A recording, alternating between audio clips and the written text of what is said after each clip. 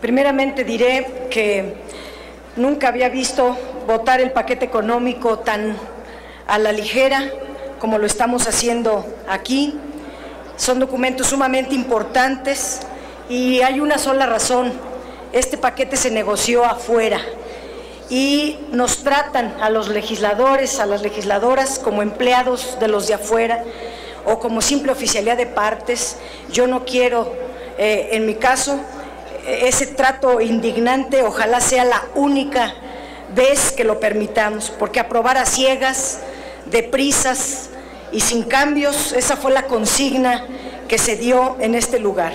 Y en efecto no contiene grandes cambios de fondo, no hay tal cambio de paradigma, y lo que más preocupa es que en los criterios de política económica se establece una reforma energética que se desglosa en el Acuerdo por México que votó Zambrano, no el PRD, y donde se dice claramente que habrá la privatización de la refinación y de 3 subsidiarias de Pemex, y por todo eso yo también expliqué mi voto en contra. Pero quisiera referirme en este momento al tercero transitorio de esta ley de ingresos, que establece, y lo explico, en 2007 se acordó condonar los créditos fiscales anteriores a 2007, con la condición de que a partir del 2008 ya hubiera este pago y se pusieran al corriente de sus obligaciones fiscales los contribuyentes que no estaban cumpliendo con el fisco. Pero esos contribuyentes se atuvieron al artículo 146 del Código Fiscal de la Federación, que establece que se extinguen los créditos fiscales, los prescribe después de 5 años. Y hoy esta iniciativa en el tercero transitorio propone volver a permitir que no, o sea, que se condonen los créditos fiscales, y tal vez dicen aquí que es por mejora recaudatoria, pero estoy absolutamente segura que los contribuyentes deudores van a esperar 5 años para que luego se les decrete como prescritos sus créditos, y así una tras otra. El fisco ha venido perdiendo cantidades inmensas de recursos, y ese es una de las factores por los cuales los ingresos registran un preocupante deterioro en los niveles de recaudación tributaria, no porque no se cobre el IVA, alimentos y medicinas, como reiteradamente se insiste, es por todos los privilegios que tiene esta ley. Los créditos fiscales, yo creo que debemos acabar con esta práctica. Hasta 2009 estaban vigentes 479.308, pero hoy, y les muestro la carátula, el SAT, el Servicio de Administración Tributaria, en su informe ya para 2012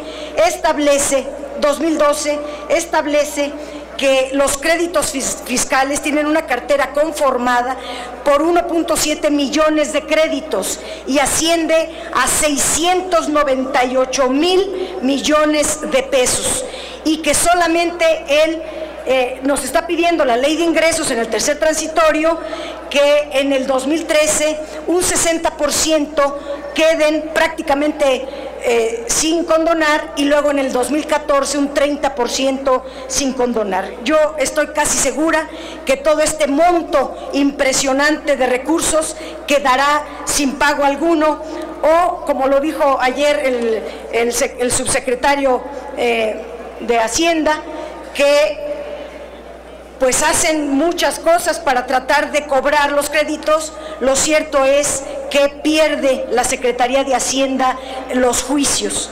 En el 2011 se hizo una valoración muy importante de condonación de estos créditos. Alguien de la ciudadanía acudió al IFAI para que se dieran a conocer los montos, los beneficiarios, y el SAT contestó que se reservaba esta información. Y yo pregunto, ¿bajo qué criterios se están condonando estos créditos? ¿De quiénes son? quiénes son los beneficiarios de esos créditos que no pagan, porque ellos sí no pagan y todos los demás contribuyentes tenemos que pagar.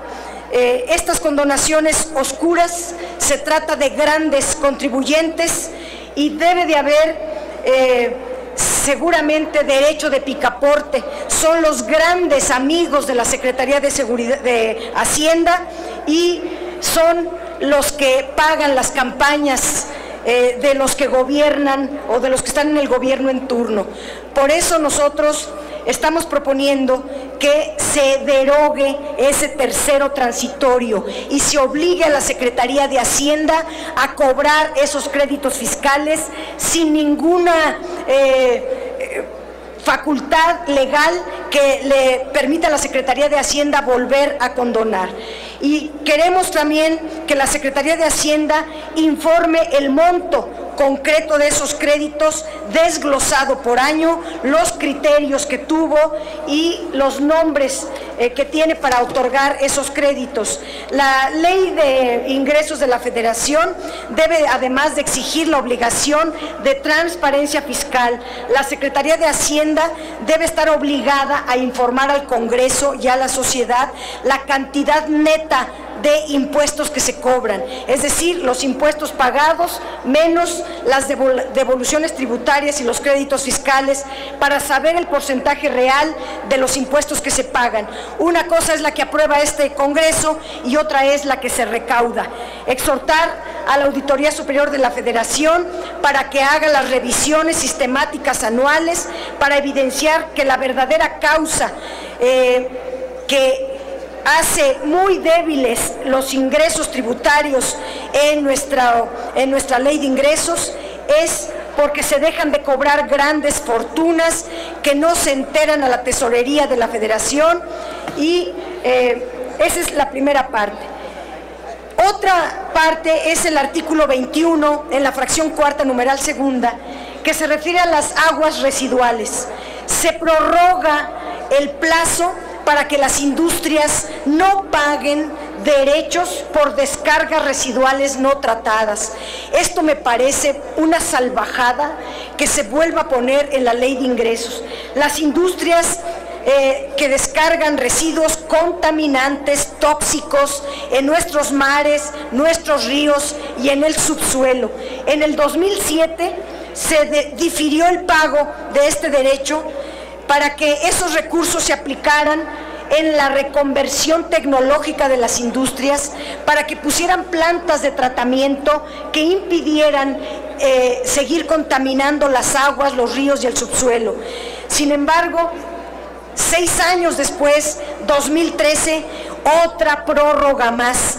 ¿Cuántos años sin pago? ¿Cuántas prórrogas se necesitan para poder lograr que las industrias contaminantes paguen este derecho?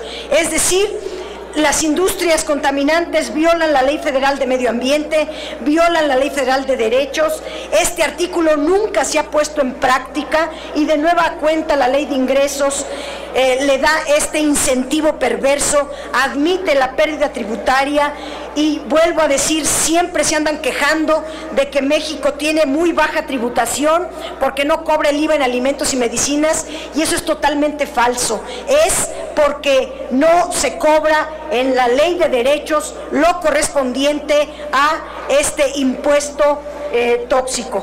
Por otra parte, en el tema de minas, las minas son una fuente de ingresos muy importante para nuestro país. Es el cuarto rubro de ingresos más importante. De 2005 a 2011, la producción de las minas fue de 768,000 millones de pesos el valor de su producción, y los derechos cobrados fueron 9.3 mil millones de pesos, con el 1.2% de la tasa. Argentina tiene un impuesto de 3%, Brasil de 3%, Chile de 5%, Perú de 3% y México del 1%. A diferencia de otros países, la exportación minera concesionada por el gobierno a particulares se encuentra bajo el régimen fiscal sumamente laxo. México no cobra regalías, se limita a cobrar el derecho por un monto francamente simbólico. Incrementar el cobro de derechos a la industria minera es muy importante, dado que este sector obtiene muchas ganancias por la explotación de un bien de dominio público y se beneficia a partir de un acceso preferente y subsidiado. No paga agua, no paga electricidad, no paga regalías, y es el Estado el que va generando pasivos ambientales, sociales, y el Estado tiene que resarcir. Apenas si se recauda 3,000 millones de pesos, eso es lo que trae la ley de ingresos, para 2013 recaudar 3,000 millones de pesos con el 1% de la producción minera. Yo creo que se deben de actualizar las cuotas de derechos conforme a los estándares internacionales para que ingresen al Estado un monto de recursos equivalente al 4% de la producción minera. Así, si aumentamos a 4%, se recaudarían 7,000 millones de pesos, que es francamente muy poquito comparado con todo lo que ganan el oligopolio de las mineras. Y hago 3 propuestas rápidas. Al petróleo, a Pemex, se le cobra 71% de impuestos, siendo un bien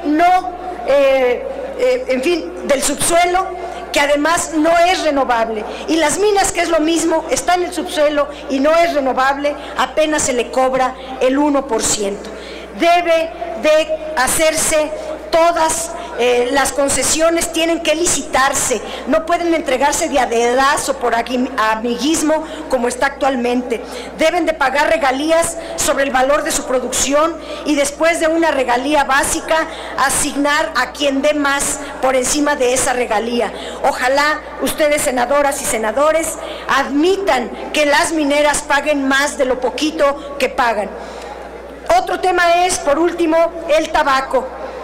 Varios senadores y senadoras hemos querido hacer consciente a la sociedad y sobre todo al Congreso de desincentivar el uso o consumo de determinados productos. Es el caso del tabaco, que su consumo causa daños irreversibles en la salud. El tabaquismo produce más de 60,000 muertes al año, 165,000 muertos por día.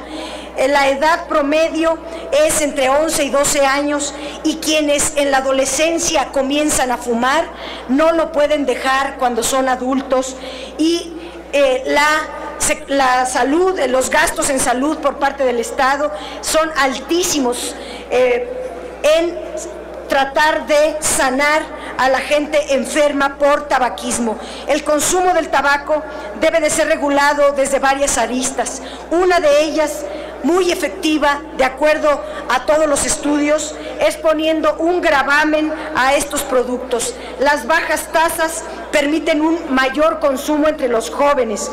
Un mayor impuesto impide el acceso al consumo de este bien. Nosotros estamos proponiendo que los tabacos paguen no un 0.35 por cigarro como está actualmente en la ley de ingresos, sino 0.90 por cigarro, de tal manera que así se podrían recaudar 7,000 millones de pesos adicionales.